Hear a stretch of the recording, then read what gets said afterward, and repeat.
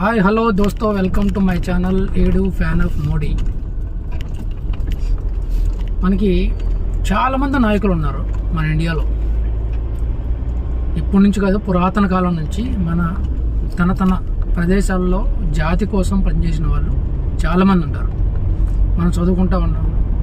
తెలుగులో అయితే మనం కట్ట బ్రహ్మన్న, అల్లూరి సీతారామరాజు, మన నేషనల్ లెవెల్కి వెళ్ళిపోతే మన టంగుటూరి ప్రకాశం పంతులు గారు, తర్వాత గాంధీజీ, సర్దార్ వల్లభాయ్ పటేల్, డాక్టర్ బిఆర్ అంబేద్కర్,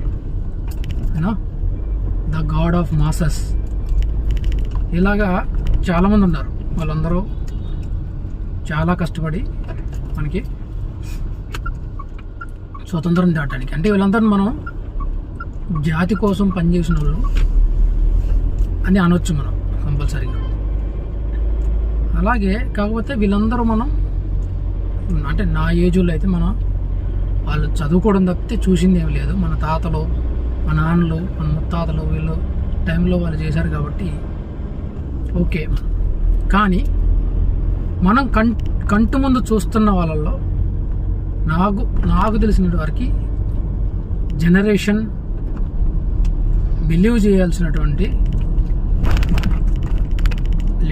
లీడర్స్లో మనకి నరేంద్ర మోడీ గారు ఒకరు. ఆయన్ని నేను మై జనరేషన్ ఇన్స్పిరేషన్ లీడర్ అని ఖచ్చితంగా నమ్మగలను. ఎందుకంటే ఆయన ఈ జాతి కోసం పనిచేస్తున్నది నేను కళ్ళారా చూస్తున్నాను. నేను కాదు, మీరు కూడా చూస్తున్నారు ఎంత డెవలప్మెంట్ చేస్తున్నారో. ఇంతకుముందు గుజరాత్ని డెవలప్మెంట్ చేశారు, ఇప్పుడు ఇండియాని. సో అలాంటి గొప్ప నాయకుడు చేసే పనులు వ్యర్థం కాకూడదు, వృధా కాకూడదు. కోర్స్ ఇంటర్నెట్లో ఉంటాయి, కాకపోతే అటు పడి ఉంటాయి. ఇంటర్నెట్ అంటే తెలుసు కదా మనకి, సోషల్ మీడియాలో కొన్ని రోజులు హైలైట్ అవుతాయి, ఆ తర్వాత హైలైట్ కావు. సో ఇలాంటి ఆయన వర్క్స్ని మనం ఎప్పటికప్పుడు గుర్తు చేసుకుంటూ, ఓకే దేశం కోసం, జాతి కోసం ఆయన ఎలాంటి పనులు చేశాడు అని చెప్పడానికే నేను ఈ ఛానల్ పెట్టాను. మన తెలుగులో చెప్తాను అని ఆయన స్పీచ్లు కానీ, ఆయన ఎక్కడెక్కడ తిరుగుతున్నారో, ఆయన పరిస్థితి ఏంది, సో ఆయన నుంచి మనం ఏమి నేర్చుకోవాలి, మన ఇన్స్పిరేషనల్ థాట్స్ ఏంటి అవన్నీ. సో మీరు కానీ నాలాగే మోడీ గారు ఫ్యాన్ అయి ఉంటే, మోడీ గారికి మీరు కూడా ఎవరైతే ప్లీజ్ సబ్స్క్రైబ్ మై ఛానల్ ఏడు fan of Modi. Okay, so మనం నెక్స్ట్ వీడియో నుంచి అసలు ఆయన జర్నీ స్టార్ట్ చేద్దాం.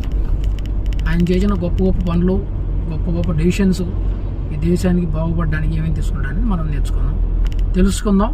అండ్ మన జనరేషన్ ఇన్స్పిరేషన్ చేద్దాం అన్నమాట.